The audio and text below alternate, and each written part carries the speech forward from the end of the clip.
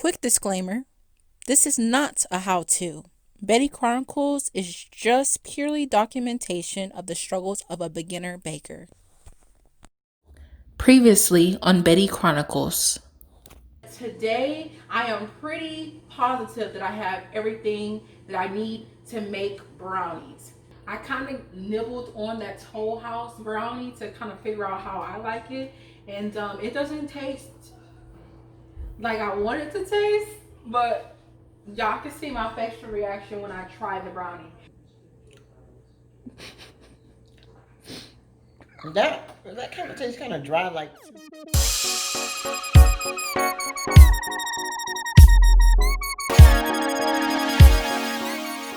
Hey guys, welcome back and welcome to my channel. My name is Yavian Johnson and I'm bringing you another video. Okay, so as you can see, I'm back in my kitchen, so therefore I'm either cooking something or baking something.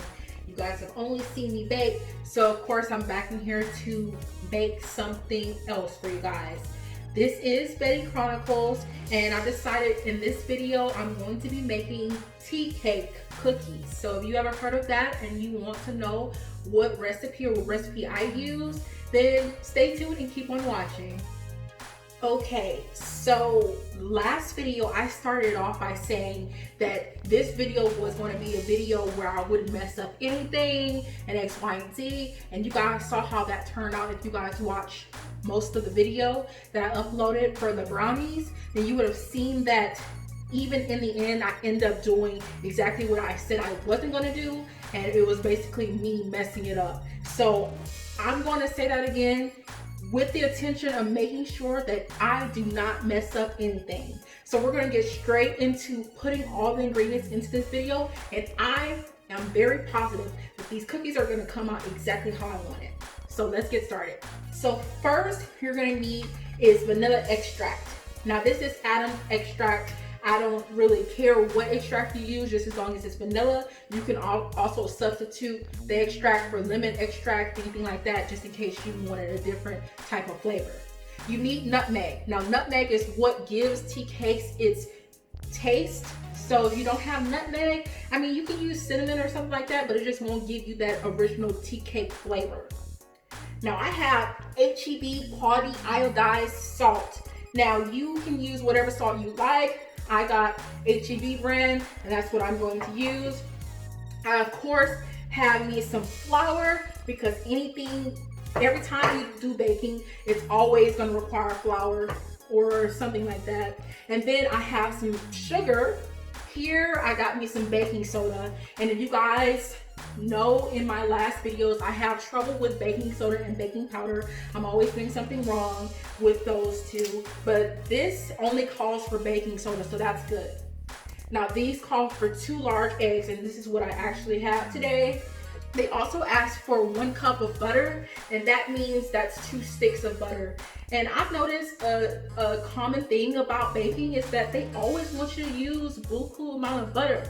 Like, that's okay or whatnot, I guess, because it's a fat or whatever, and you want things to make your stuff taste good. But it's like, I've made my mom buy like butter 15 million times, like within the past 3 weeks. So they need to chill out on the butter. I'm going to start off doing the dry ingredients. So I'm going to use this little thing. If you wanted to know what this contraption was, it's actually a sifter. Basically in the past videos, I've used a handheld sifter where you actually like hold it over it and then you hit it. But this one, you basically just put it in there and then you turn this handle, and then it sifts the flour in there. And I thought that was really cool. My grandmother had it and I just ended up taking it from her. But she was trying not to give it to me. I was like, grandmother, you don't even bake. Like, just let me have it. Okay, so in this sifter, I am just going to put my first cup of flour. You do need 3 cups of flour for this recipe, and I'm using all-purpose flour. I'm going to put my first cup of all-purpose flour in the sifter, and then I'm going to turn it. Now I'm going to pour it in there, and then I'm going to turn the knob. Okay, so I have my 3 cups of flour in here, And now I'm going to add my next ingredients. I'm going to add baking soda and salt into this dry ingredient. You're not going to add your sugar into these dry ingredients. So that's something I learned from my last video when I did the brownies. So keep that in mind. Now you see these white hands, it's basically me getting dirty. Expect to always get dirty when it comes to baking or anything like that, especially if you don't know what you're doing. But right now I'm just gonna go ahead and toss the salt in here, and it's going to be 1/2 teaspoon of salt. And then we also have a 1/2 teaspoon of baking soda. The nutmeg is 1/4 teaspoon. At this point, you can go ahead and whisk together your dry ingredients, but you don't have to, because I mean, you don't have to. Now I'm gonna move the dry ingredients out the way, and we're gonna get started making the wet ingredients. So the first ingredient that calls for the wet mixture is 1 cup of butter.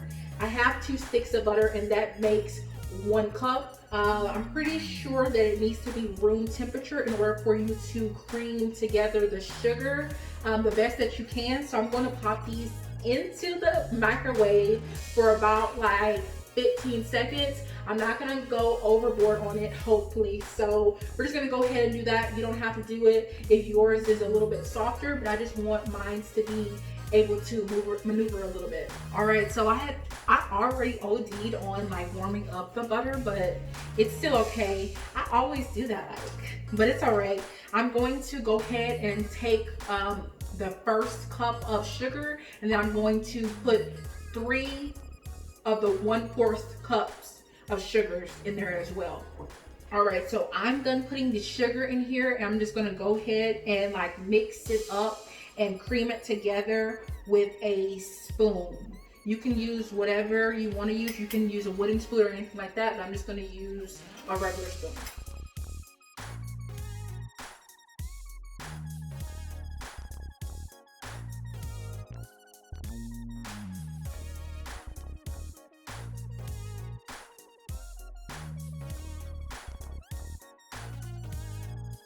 All right, guys, so as you can see, this is what my sugar and butter look like together. So they're creamed together, they look kind of fluffy and stuff like that. This is exactly what it's supposed to look like. I'm going to go ahead and add 1 egg at a time. Like I said, you need 2 eggs. Now I'm going to start adding my first egg.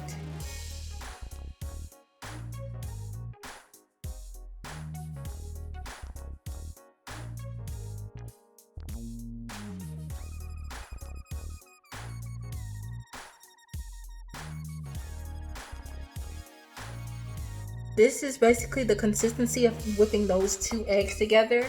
I'm just gonna go ahead and add the 1 tablespoon of vanilla extract in here and mix that up, and that will complete the ingredients that it takes for you to make the wet ingredients.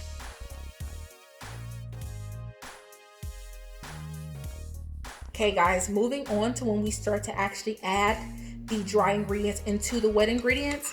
If you guys watched my last Betty Chronicles video with the brownies and you got to the second video, then you would have seen my quick little remark about adding the dry ingredients into the wet ingredients instead of adding the wet ingredients to the dry ingredients, because the dry ingredients usually soak up the wet ingredients faster and quicker, and it makes it harder to make your end product the best it can be.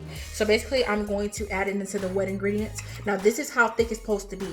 If you don't like tea cakes, then it's usually because tea cakes are more of a drier cookie. They're not going to come out like a chocolate chip cookie or a peanut butter cookie or anything like that. They're very doughy. That's why it calls for 3 cups of flour, and it calls for all these other ingredients, and then it also calls for you to just cream together the butter instead of using melted butter.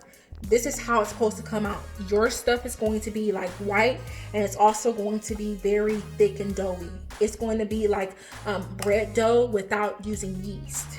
So we're going to go ahead and add the dry ingredients.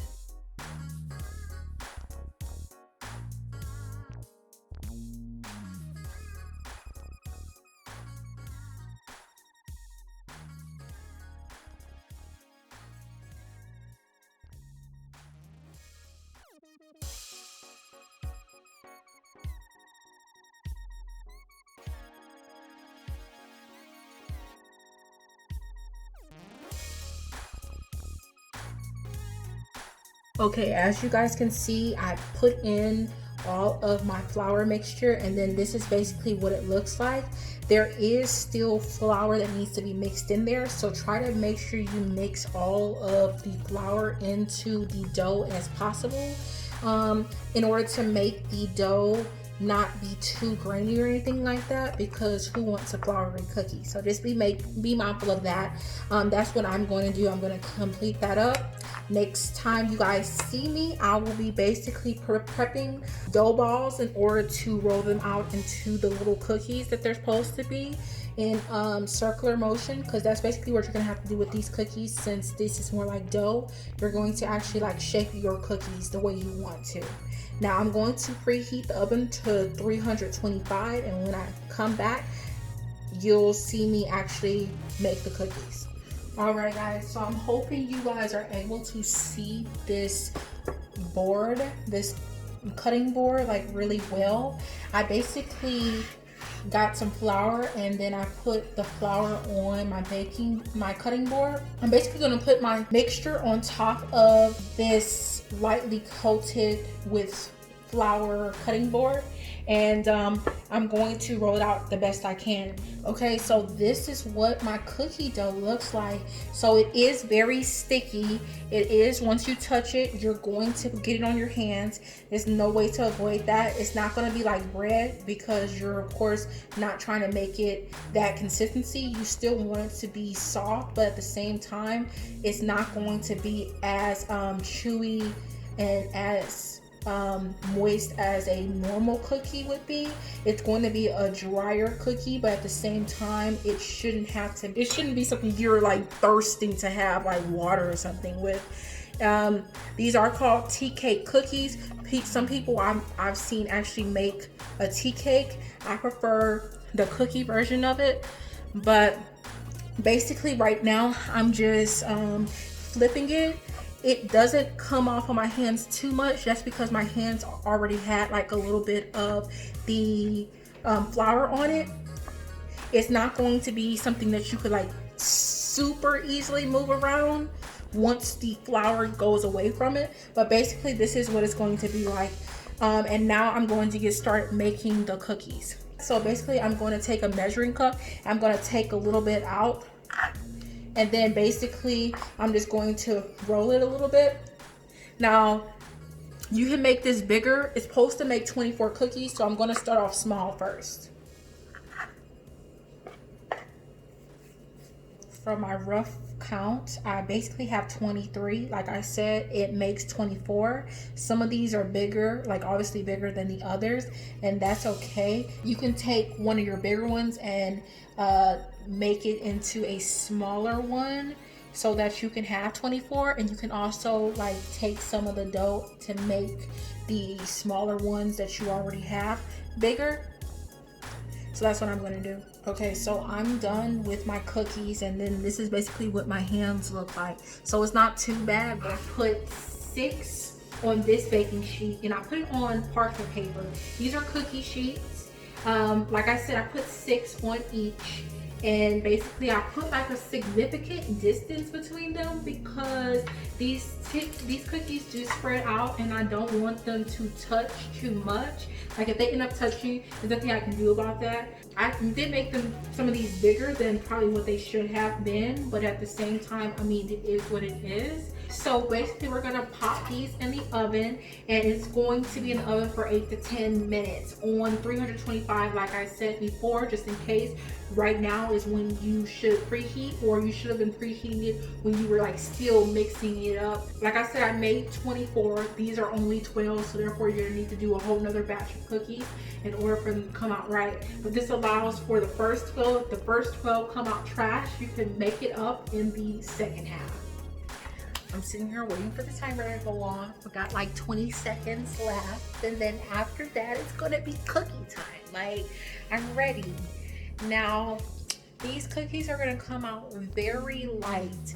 I remember one time, like a long time ago, I ended up putting it on broil, but I never broiled anything before, so I put it on broil and then I went upstairs. But then I came back downstairs and I ruined my entire cake because it was burnt. So don't do that. If you do put it on broil, it only needs to be there for a couple seconds. I'm gonna take it out. Okay, so this is how the cookies look. Like I said, they're going to be very light. I didn't want to put them on broil because I didn't think that that's what it needed to do. I'm okay with the color, and some came out bigger, some came out smaller. Usually they are like a lot more puffier, but they seem pretty good. It does have like a slight brown on the corners, so that's okay for me. I'm just going to let them cool. I'm going to basically put my last batch in there, and the next time you guys see me, it's going to be like plate up. I'm going to, like, you know, end out the video. So thank you guys for watching, and this is what the cookies look like. Alright guys, so I'm back. Basically, I'm about to wrap up this video. So this is my tea cake cookies plated up. This is the first batch that I showed you guys, and I just took out the last batch of cookies that I had. So these are 10 minutes later. They've had 10 minutes to cool, and now I'm going to try my cookie.